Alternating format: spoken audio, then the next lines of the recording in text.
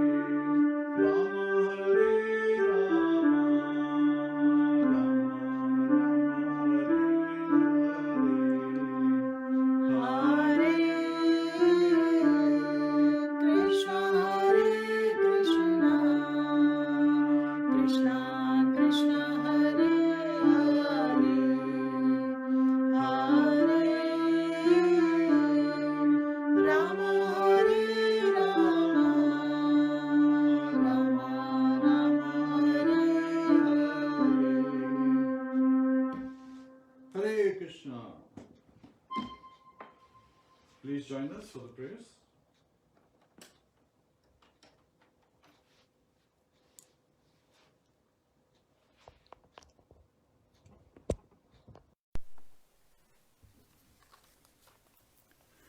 Hare Krishna, dear devotees. Please join us for the prayers and Guru Pranati together.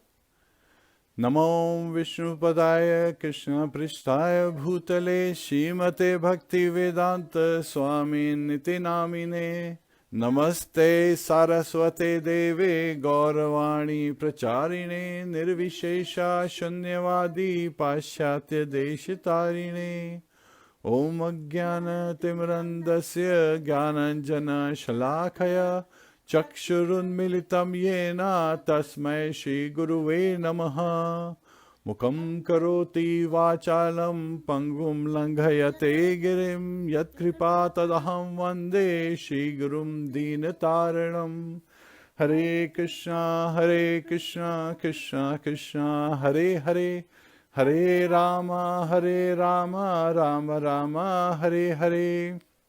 Hare Krishna. So today the topic is the secret to eternal happiness.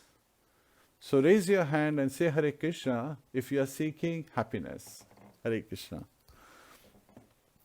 So we are all seeking happiness. Why? Because Anand Bhaya Abhyasat. Scriptures say that we are blissful by nature, right? We living entities are naturally, seeking happiness because that's our nature. Our nature is to be happy. Our nature is to be full of knowledge. Our nature is to be in constant bliss. Yet at the same time, when we get this body and we become conditioned in this material world, because of the conditional state, we become distressful, means stress comes in our life. So we become distressful and we become unhappy because of various reasons. So we'll be also looking at what are the reasons that takes the happiness away from us. That's very meaning of happiness.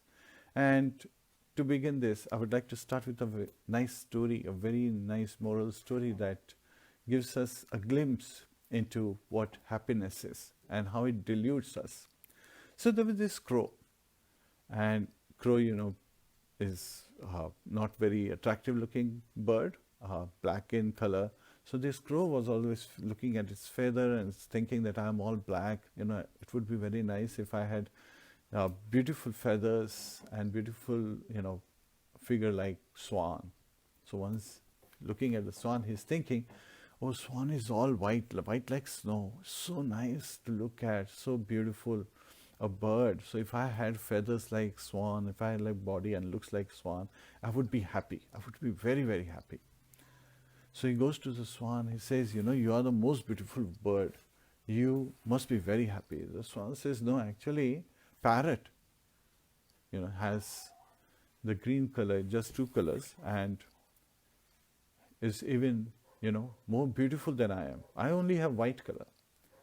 And parakeet, if you see, has multiple colors, kind of parrot. So the crow is now surprised that swan believes that parrot is more happy. He has, green and red color. So goes to parrot. He says, oh, parrot, you look so beautiful with your, green color and you got such wonderful looks. Parrot says, actually, no, I'm not that happy. I'm not that beautiful. Actually, the peacock is the most beautiful. Peacock has multiple colors and is very nicely decorated. And we see Lord Krishna, on his turban, he keeps peacock feathers, right? Because they are so attractive, so beautiful with those, circles. And hearing this, crow thinks, yes, if peacock is so beautiful with so many colors, like parrot is saying, must be very happy. So he goes and he sees a peacock in the zoo. So he goes to the peacock and he says, oh, peacock, thousands of people, they come every day to just look at you. And when there is rainy clouds, you dance with your feathers, spread around so nicely. And everybody is, becoming blissful looking at a dance. It's such a wonderful dance. So you must be very, very happy. And the peacock says, actually, no. After a lot of analysis, of various birds around me, I have come to this conclusion that this beauty has actually taken away all my happiness, and I am in this jail, right? In this zoo, in the cage, and I cannot get out of here. So I've come to know that all kind of birds are kept in the zoo, except for a crow. So the crow has its freedom, so must be very happy. And crow realizes that what he has is the freedom, which is its source for happiness. And yet at the same time, looking externally at others, was thinking that he is unhappy. And that is the mood. Sometimes we look at others and thinking that grass is always green on the other side. So always thinking, oh, they have their own happy. They must be so happy. They have nice wealth, nice bungalows, nice cars, nice children, and they have nice jobs, and they must be, with all this opulence, they must be really enjoying life, and they must be very happy. But that is not always the case. Which also reminds me of a very nice story that His Holiness Niranjan Swami shared. So once Niranjan Swami, he was traveling, to Los Angeles, and on his flight, because of his mileage, sometimes he would get an upgrade. So he didn't notice that while they were waiting for the plane, the boarding to start, there was a man, he was constantly looking at His Holiness Niranjan Swami Maharaj. So Maharaj didn't pay attention to this person, that this person is constantly looking at him. So when Maharaj went in the plane, he was upgraded to business class. So when he was sitting, this man who was constantly observing him sat next to him. His seat was just next to Maharaj. And this person turned to Maharaj and said, actually, one thing had been disturbing me all this time, so I want to share with you. So Maharaj said, okay, what is it? So he said, actually, the color of your sweater does not match with your clothes, the robes you are wearing. And Maharaj says, oh, okay, thank you, very nice to know. And then very nicely he was meditating. So the person, he was sitting next to Maharaj, and there was some silence for quite some time. And afterwards he said that actually, I am an IT consultant. So they started having some conversations. So the gentleman started sharing. And he actually inquired before that why do you wear this robe? Why do you shave your head? You're constantly chanting. What's all this about? So he was curious, inquisitive, right? So Maharaj shared with him, he was a Canadian gentleman, shared with him, that Maharaj is member of ISKCON, International Society for Kṛṣṇa Consciousness, and how he's a monk, a renunciate, and how he is traveling around the world, and he has to wear this, his dress, the significance of his dress, the Gehuva Vastra, and so forth. So he, after sharing, there was again some silence, and then the gentleman, as a part of courtesy, because he inquired who you are, he shared that who he is. He was an IT Canadian, gentleman who had a Pakistani wife. And then he started going further, not just the introduction. He started sharing that how he has this great firm, and he's so wealthy, and he has all this opulence. And he was even talking about his wife's parents in Pakistan and so forth. So he started elaborating, and then afterwards, there was again some silence. And then he started sharing further after a little, silence, that how he is so unhappy, even though he has all this wealth. And Maharaj is nicely listening, patiently smiling and listening, giving him the opportunity. And now he is sharing that even though he has so many friends, like he is not able to connect with them, and he was able to share so much with Maharaj, his personal details that he would never share with anyone, and he doesn't know why he shared. And then, so Maharaj, he was silent. He's simply, smiling. As we know, His Holiness Niranjan Swami Maharaj has such a pleasant smile. He was just, pleasantly smiling. And he shares that he was thinking, Maharaj was thinking. So now this gentleman shared that he revealed many of his personal, details about him, revealing himself, becoming vulnerable. So is he going to get angry? Is he going to get upset because he did that? So Maharaj, he was just, meditating on Kṛṣṇa, just in silence. And after some time, the gentleman, hits his hand on his head. He said, "That's it." So Maharaj turned to him, smiling way. He asked, "What is it?" So the gentleman said, that actually the reason I just realized why I shared it with you. Because I see that you are happy and I am not. And I want to know the secret of happiness. Then he said that when I told you that your sweater, the color of your sweater does not match with your clothes, you were not disturbed at all. You accepted it, okay, good observation, I accept it, and you continued on your journey. You were not disturbed by this fact. So one of the important lessons we learn from this story that Maharaj shares is that happiness is inside us, but at the same time we are seeking it outside. And when we are seeking it outside, we are becoming more anxious because we are not looking at the right place in our heart where happiness truly resides. The soul is happy by its nature, and when we are looking at the wrong places, it causes anxiety to us, right? So we cannot be at that our original status, right? Aham Brahmasmi, Aham Brahman. We cannot be at that state because we are in anxiety. And we are constantly living in the past or in the future and forgetting about the present, right? Present also means the moment present, but also means a gift. So the present moment is actually a gift given to us. So if we meditate on the present moment in the service of Lord Kṛṣṇa, then we can automatically attain happiness. Rather than doing that, we are lamenting about the past activities that have happened, or we are aspiring for something in the future. And this is the case in this material world.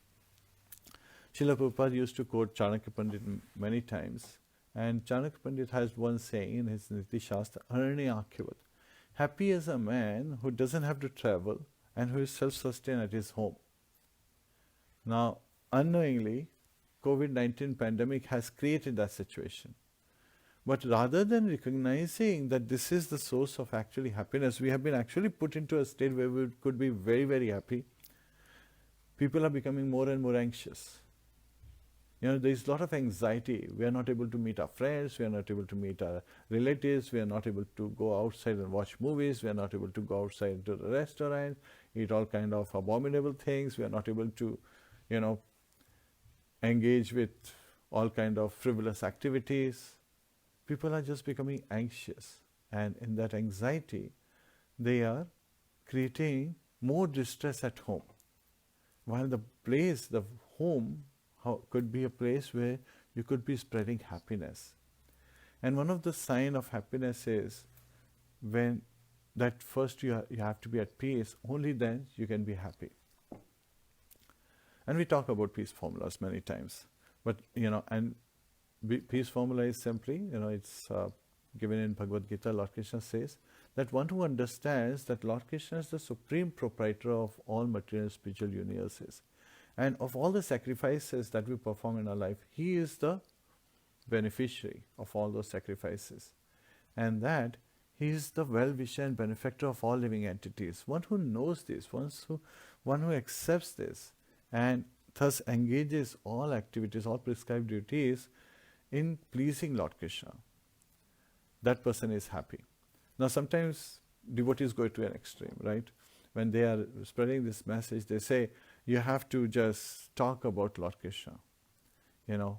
Mani means the one who is, one of the qualities of 26, among the 26 qualities that a devotee is Mani, which is, he is silent.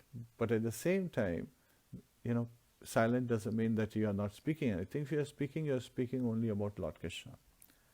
Yet at the same time, you are constantly speaking about Lord Kṛṣṇa, but you also have job, right? You also have to interact with materialists for various, activities, like, to sustain yourself. So people who are not yet devotees, but they could be devotees. And actually, we understand in heart that everyone, every living entity is a devotee of Lord Kṛṣṇa. Jivera sarupaya Kṛṣṇa nityadasa. So that's a fact. Some know it, some don't. Now that's the difference. Some realize this, that we are eternal servants, so they engage in those activities. Some know this, so they take to the process of devotional service, which starts with the chanting of the holy name. Hare Kṛṣṇa, Krishna Krishna, Hare Hare, Hare Ram, Ram Ram, Hare Hare. And some are in forgetfulness. Bhakti, the devotion in their heart is dormant. So because it's dormant, it's covered by the darkness, the flame is very low. So that's why we have to fan the spark with chanting of the holy name. So that is the fanning of the spark, by engaging in devotional service, by seeking devotee association, by becoming enthusiastic about the process, and be patient with constant determination, having faith in the process, engage in devotional service.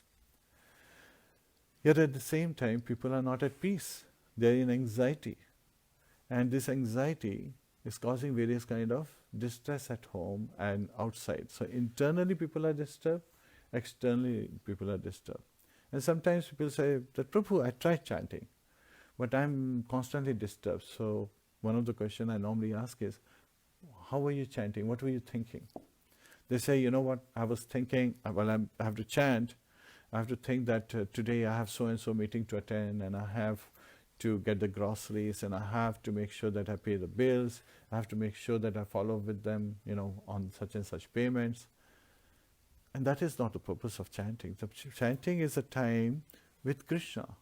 So when we are chanting, we are directly seeing Kṛṣṇa. We are calling out to Kṛṣṇa. So if a friend comes to you, and especially your best friend, best friend comes to you and knocks on your door. Forget about the COVID-19 time, before COVID-19. When he came to you, you open the door. When you see him, you greet him very nicely. You embrace him, you ask for his welfare, give him a nice seat, and you converse with him. You would interact that way with your friend. You would not behave, okay, somebody knocked, you open the door, you call your friend, and then you open the door, and then you continue to do your housework. Your friend is looking around, what's going on? And they are feeling neglected. You're not asking them anything, you're not, asking their welfare, you're not interacting, you're not engaging in any manner. What will happen? Well, once they will come, second time they will come, third time they will say, he calls me, but he really doesn't do anything, right? He doesn't really want to interact with me. He is busy in all his frivolous activities. Would they come fourth time? So every time we are calling Lord Kṛṣṇa, we have to understand that he is our very best friend. He is so merciful that every time we call him, he comes. Yet at the same time, we are causing that conditioning of doing other things, is causing this conditioning and causing us to further fall down in forgetfulness. However, that doesn't mean that we should give up chanting. That means that we should improve our chanting, right? So he is our best friend. When Lord Kṛṣṇa comes, when we are chanting the holy name, Hare Krishna Mahamantra, at that time Lord Kṛṣṇa is dancing on our tongue.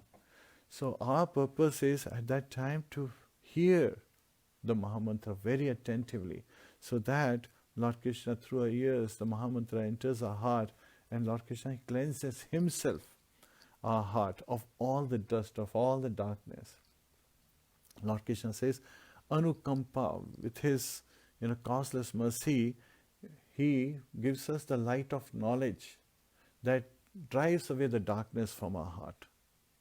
So we want to drive away the darkness. And in the mirror of our heart, there is so much dust because of the samskaras, because of the impressions of many, many births. Like sometimes we talk about the armies, when they are at war, they build these trenches. So these trenches are there for the soldiers to hide. Yet at the same time, this is like, the trenches don't move. They become stationary. So if we are in a war, and in this particular material life, we are actually on a war constantly, right? With Maya, devotees think with Maya, and then karmis, they are thinking people who want to enjoy, sense gratification. They are constantly, going through this war to survive. And devotees are going through this war to be able to purify themselves. So different purposes, but the actions are similar. So don't think that only we have to do the work and that we have to perform all these prescribed duties and it is so difficult. Why? Because Bhagavad Gita was spoken on the battlefield. Arjuna actually wanted to become a yogi. He wanted to become a beggar. He wanted to give up everything and then just become a yogi. Yet at the same time, Lord Krishna says, no, that is not a prescribed duty. You are Kshatriya by nature. And being Kshatriya by nature, it is your natural propensity to engage in war, in battle. So you cannot give up your duties. Similarly, we are doing various kind of activities, prescribed duties. As grahasthas, we have the responsibility to take care of children, we have the responsibility for economic development, we have the responsibility to engage in religiosity.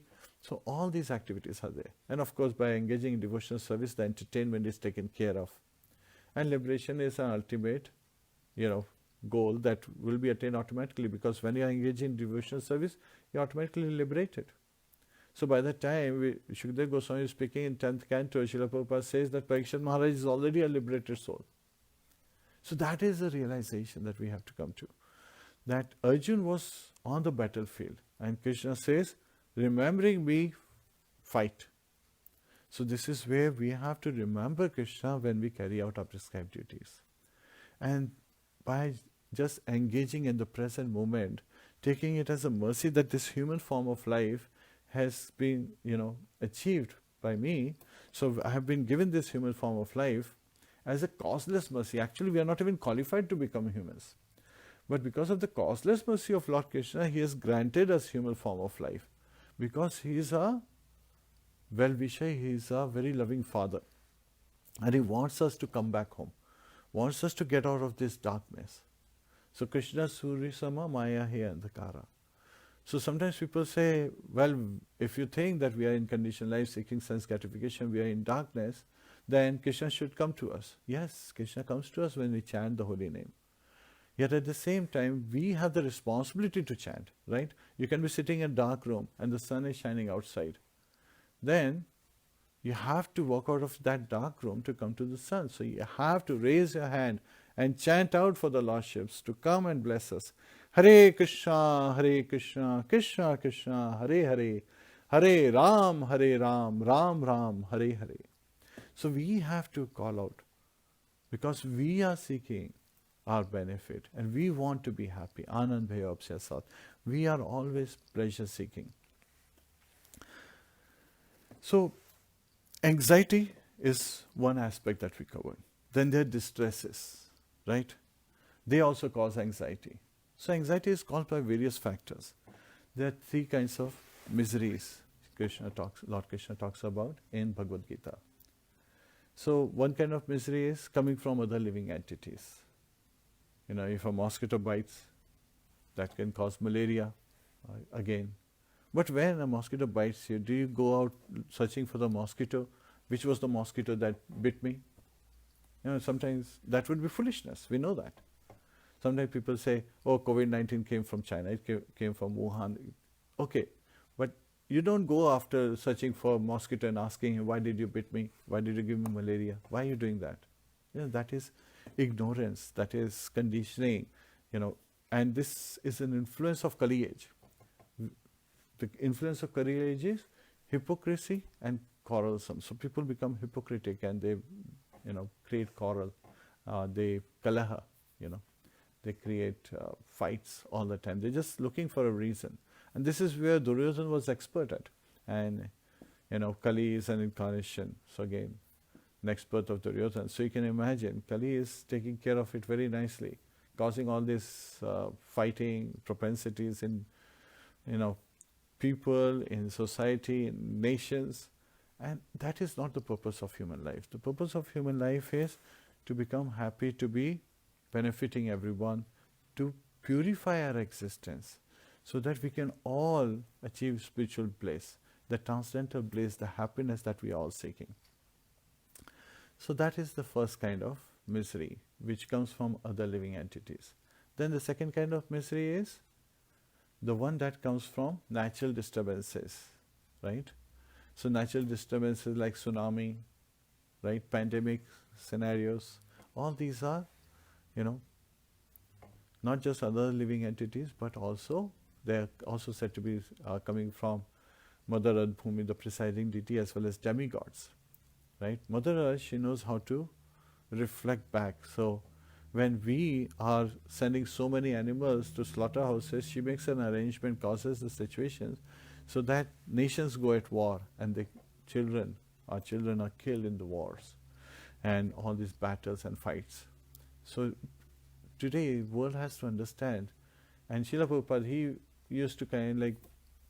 used to say so many times when he was in the early days, in 1960 when he came to US, there was actually, they sat and they were chanting outside United Nations. Srila Prabhupada pointed out that United Nations, they're saying that all nations are united, but there are so many flags, they just keep adding flags. There are actually no unity among all these nations. While when we study Bhagavad Gita, there is only one flag, right? And there is only one dharma, Sanatana Dharma, eternal religion. Eternal religion because it relates to eternity, soul, not to the body, which is nashwa, which is temporary. Mayam is one that is not, right?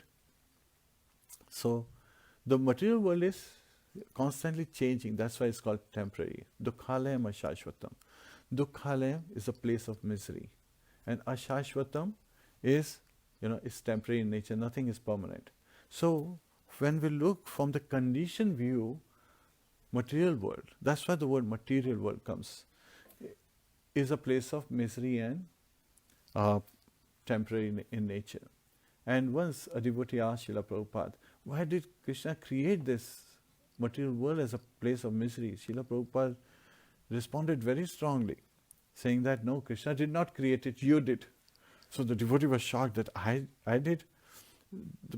And then he elaborated further. Srila Prabhupada elaborated that actually it's the human propensity to enjoy, to seek sense gratification that causes forgetfulness of the Supreme Personality of Godhead, forgetfulness of our very nature, the nature of the soul. Jivera Sarupoya Krishna Nityadas. We are eternal servant of Krishna, but when we forget it, we become servant of Maya. And we become servant of Maya, and Maya has provided these senses. So we are trying to satisfy Maya. How? By engaging in sense gratification. And it is like pouring ghee, clarified butter in fire. Do you think fire, subsides when you put clarified butter? No, it rises more. So it will never be satisfied. That's why when Hiranyakashipu, he asked his son Prahlad, that Prahlad, what is it that you have learned on his first interaction when Hiranyakashipu, met Prahlad after Prahlad came from his school. So Prahlad says that one who may have conquered the whole world, but who has not conquered one's mind, should leave everything and go to the forest. He is actually directly, in a very polite manner, he is speaking a fact, a truth, directed towards his father. And Hiranyakashipu gets it, but he doesn't accept it, right? So sometimes people know it, but they don't realize it. That is also an important factor. And rather than realizing it, sometimes they get angry, right, at devotees and other personalities because they don't like this truth, right? There is a saying that such kadwa hota hai, right? Truth is bitter, right? It's very, when you hear it, it appears bitter. But a fact is a fact. We may accept it, we may reject it. But if we accept it, it's for our benefit. If we reject it, then we are at loss. So one has to control the mind to be able to be happy. Yet at the same time, how do you, stay stable when there are miseries coming from, natural disturbances? Understand that this is a natural course of cycle that is happening. And if we have any anxiety, any bewilderment, then we should surrender at the lotus feet of Krishna. So that should be the mood of a devotee. As devotees, we understand that Lord Krishna's shelter will provide all protection, and that we would be very happy in serving Lord Krishna because he is Rishikesha, he is Govinda, he is the master of the senses, and by serving him, all our senses are pleased. So we, all these senses that are otherwise agitated when engaging in sense gratification, they are pacified. It's the teeth of the snake. So the senses are also, sometimes used as an analogy like snakes. But a snake is harmless if its teeth are broken, right? So it doesn't have any poison anymore, cannot bite you. So by engaging in devotional service, we can very easily attain the supreme goal and be happy as we are seeking to be happy. Now, even in this time, COVID-19, there are so many things going on. Nations are deciding to start disputes among themselves. And, people, means we sometimes heard from other devotees that in India people are throwing, TVs out of their houses because it says made in China. Well, in that case, your iPhones and all your Samsung and all that, they're also made in China. Why don't they see people throwing those away? Because now these things are very dear to heart. They think that how will they survive in COVID-19 situation? Communication is the only media. So even if, the chips in the computer, they say made in Taiwan, made in China, even if the assembly is done in China, even if the, the frame of your laptops is made in China, the phones are made in China, they don't want to give away any of these because these are very dear. So again, see, there is a duplicity. Relativity is coming even in their nature because one thing is dear. So people at this time, they love things and they use people. And even media, means again, news media is driving people crazy because people in media are unhappy. They just want to find reasons. There's a very nice story, as we were hearing, one of the aspects is where they found Mother Teresa's diary, where she was writing that, is she really a saint? Is there a God? This question came.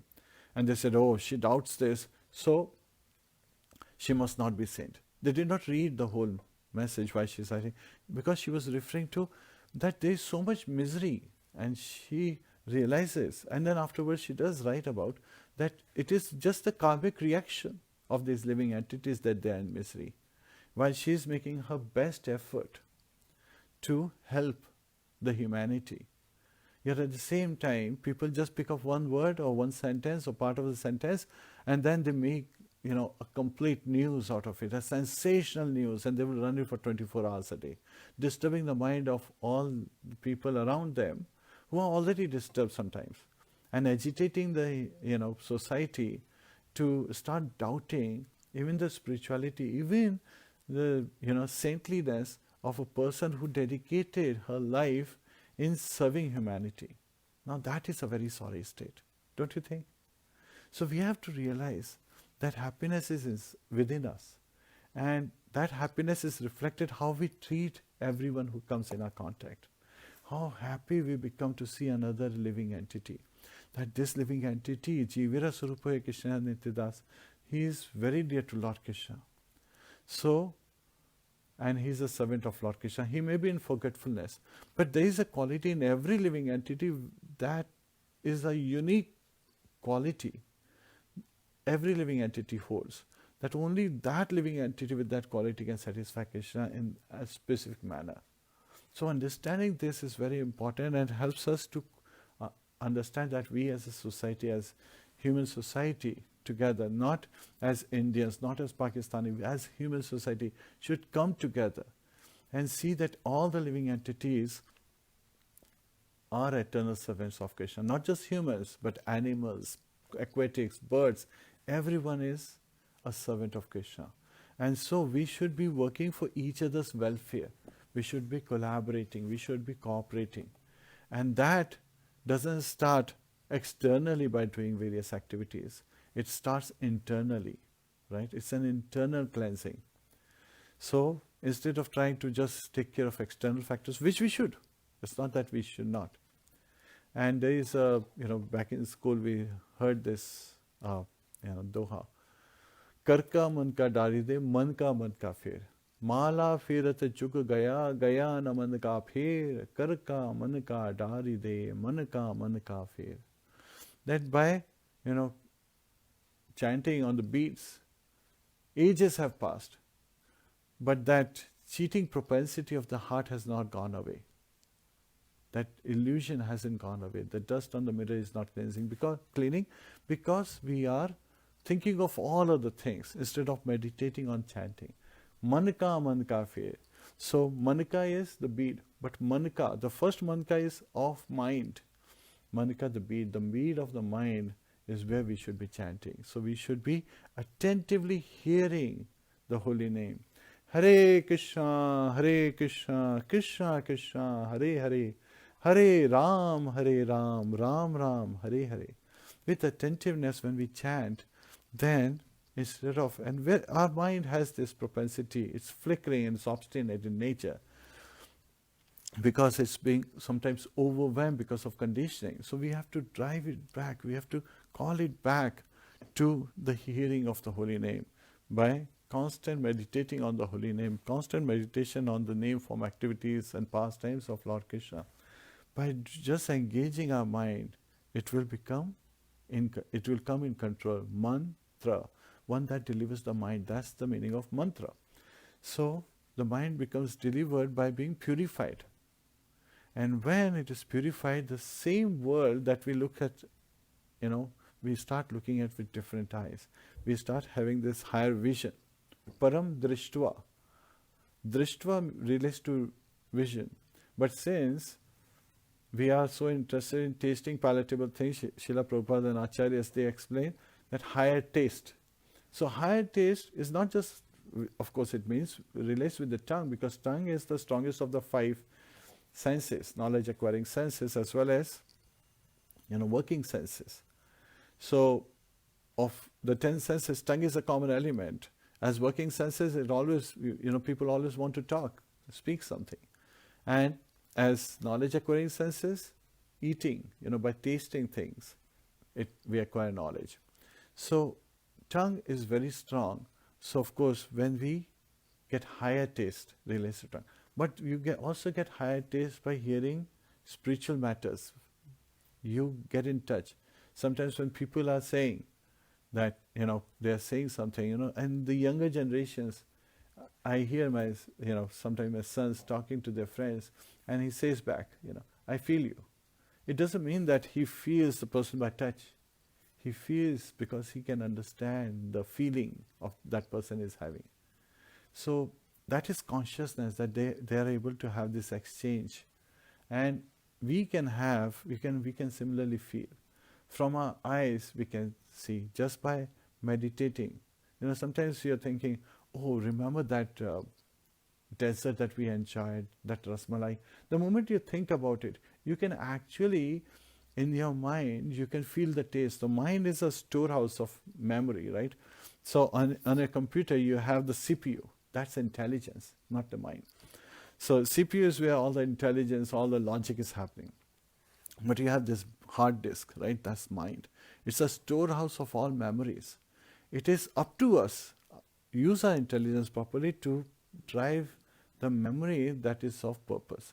So we want to, get memory and engage our mind on those specific instances which are dovetailed towards Krishna, which are related with Krishna and his devotees. So when we engage in this manner, mind is at peace, our senses are at peace, and we are in bliss. There is no more anxiety. So that's another way we understand anxiety.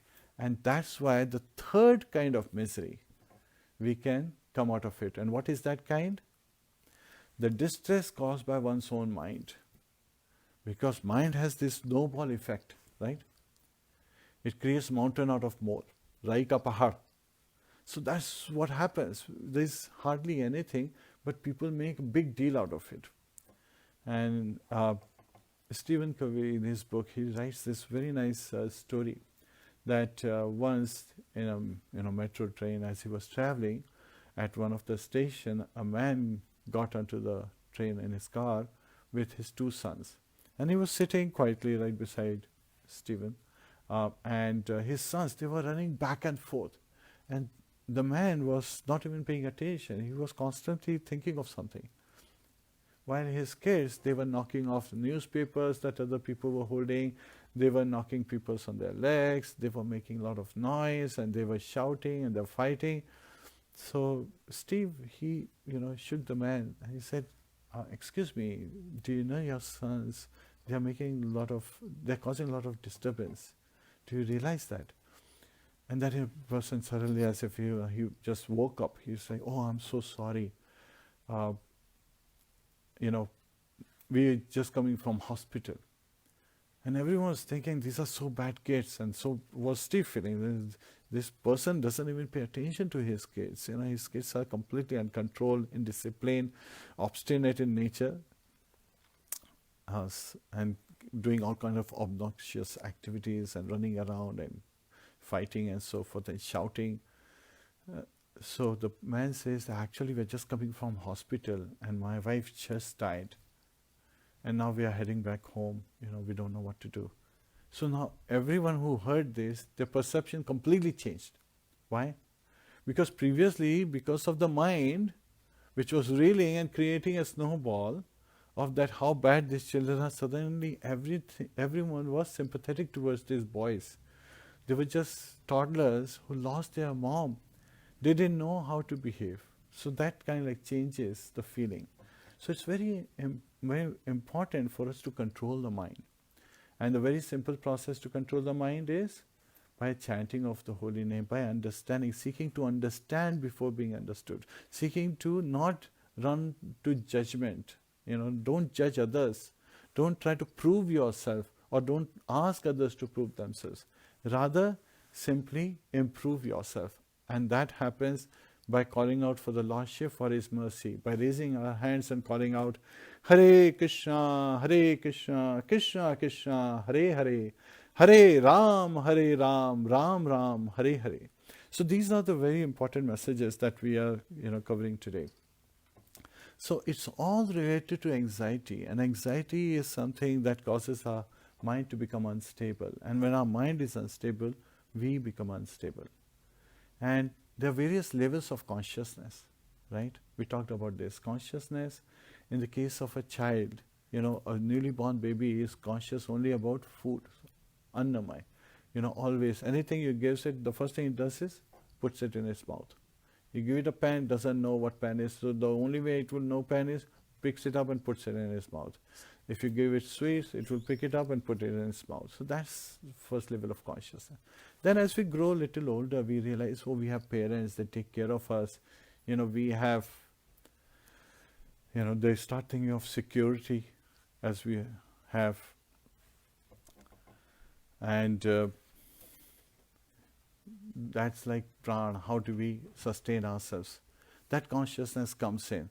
And we engage in various kind of activities to sustain ourselves. And as family members, if we are in ashram, grihastha ashram, we see, our sons who are in student life like brahmacharis. We are in grihastha. Our parents are more like vanaprastha and constantly engaging in devotional service, doing chanting and singing glories and reading about Lord Kṛṣṇa. So we all, even together in a family, we can see all different ashrams. It is not that you are living in a house, so everyone is grihastha. No. Married couple is grihastha. But then there are elderly people who are spending the 24 hours in chanting, in reading about Lord Kṛṣṇa, in seeing so many webinars online and so many discourses online. They are actually vanaprastha. They are all already. You don't have to go to a forest. And then there are even higher level where they have become, they have realized that I have been taking so much, right? By taking so much, the next step comes in, I have to share this amazing knowledge. So they are going out and spreading this knowledge, sharing with their friends, their relatives, with general populace, innocent public. So now they are all automatically transitioning to sannyas. Yes, the color of the cloth does matter, but the color of heart matters more. And that is important.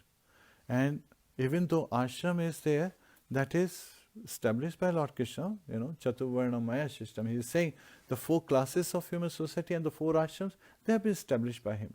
Yet at the same time, it is the state of mind that establishes which ashram we are in. It is not the color of cloth that determines which ashram we are in. It is the nature of our activities, what kind of activities are we engaged in, that determines our consciousness. So instead of being pranamaya, which actually cats and dogs in the field can also maintain themselves, right?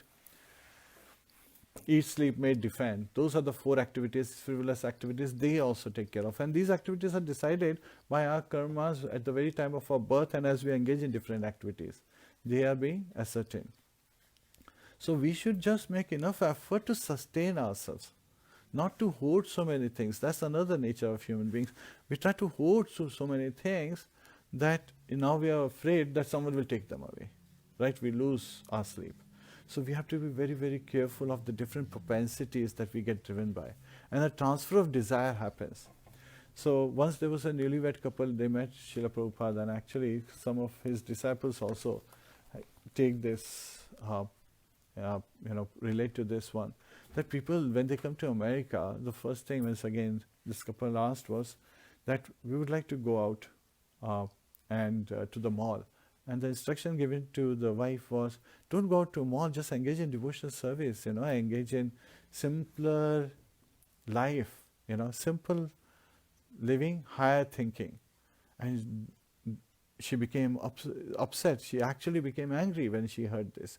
That, no, life is to enjoy, sleep and be merry. I came to America not to take to this devotional life, to bhakti, which is, at old age, anybody can do.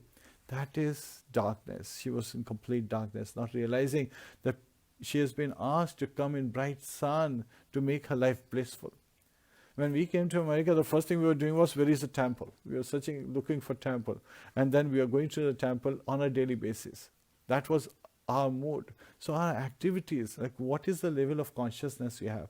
Pranamaya, you are more seeking at your sense gratification. And then comes the speculative knowledge. Well, if this is so, then that must be so, right? So people start driving and start speculating in their life. Oh, I want this, so I have to go as per Vedas or as per the Pujari or as per the Brahmana telling me this, without really realizing whether he's a bona fide Brahman or not. They're just saying, oh, if he says this, then I would do this. And as Gyanis, everyone thinking that themselves as very intelligent. Yes, we have been blessed with intelligence, but we are misusing the intelligence. Intelligence on the 20 subject matters are supposed to be engaging all our prescribed duties for the, in service of Lord Kṛṣṇa, for pleasure of Lord Kṛṣṇa. Anukulena Kṛṣṇa Anushīlanam. That should be the motive. And if you are smart, then you know the smart mantra. Smartavya satatam Vishnu vismartavya na jatachit sarve vidhi nishedasyu retayore vakinkara. Always remember Krishna. Smartavya satatam Vishnu. Always remember Lord Krishna. Vismartavya na jatachit. Never forget Lord Krishna. Sarve vidhi nishedasyu etayore vakinkara. All other rules and regulations, prohibitions and inhibitions, all of them are subservient to these two principles. So whatever we do, it has actually been advised that we engage in service of Lord Krishna. So again, instead of being Jnanmaya, they're actually being Manomaya. So again, Srila Prabhupada uses the word Jnanmaya, but the consciousness in the scriptures also referred to as Manomaya. They're using the mental speculation, right? It's not intelligence, they're using the mental speculation, not really referring to the Shastra. They're, looking at what is perceived. And that is the wrong way to really gain knowledge. The three ways we acquire knowledge: by direct perception, by, speculation, and then by Shabda Pramad, right? As it has been passed on to us through prescribed scriptures. So it is through prescribed scriptures that we get real knowledge. By speculation, it's just a thought. Maybe it is so, maybe not. That cannot be true. And pratyaksha is based on our perception from our senses, and our senses are imperfect. We have 4 defects. Human is err, we have propensity to make mistakes. Senses are imperfect, we have propensity to be deluded, so we may make mistakes. We think of rope to be a snake at times and become fearful. And propensity to cheat. And sometimes we cheat ourselves by not taking to the right process. And we don't want to be cheated. So we should understand the purpose of life is to engage in service of Lord Krishna, and whatever we do. So Arjun on the battlefield was told that he has to constantly meditate on Lord Krishna and then fight.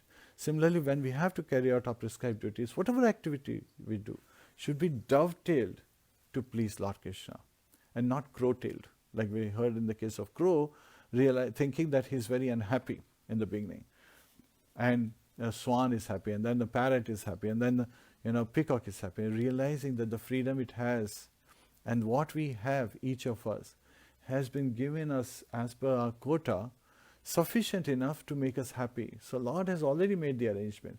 It is for us to realize that. It is for us to open our eyes and see that everything that we have is just sufficient to make us blissful, not just happy. So instead of looking through the eyes at this material world as Dukhalayam Shashvata, we should look at it spiritually from eyes of the Acharyas, from eyes of Kṛṣṇa, that he has provided all the facilities so we can have this loving exchange. Constantly look at welfare of each other, cooperating with each other, collaborating with each other. And take to Bhakti. We should take to Bhakti with love. We should take to Bhakti with devotion.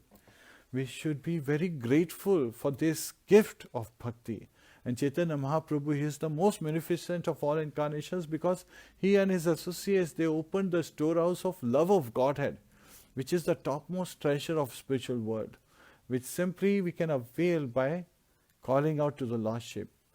Hare Kṛṣṇa, Hare Kṛṣṇa, Kṛṣṇa Kṛṣṇa, Hare Hare, Hare Ram, Hare Ram, Ram Ram, Hare Hare.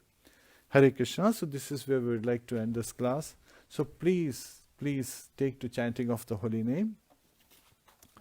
Nrsimha Devati. Hare Kṛṣṇa. Please join us for Nrsimha Devati.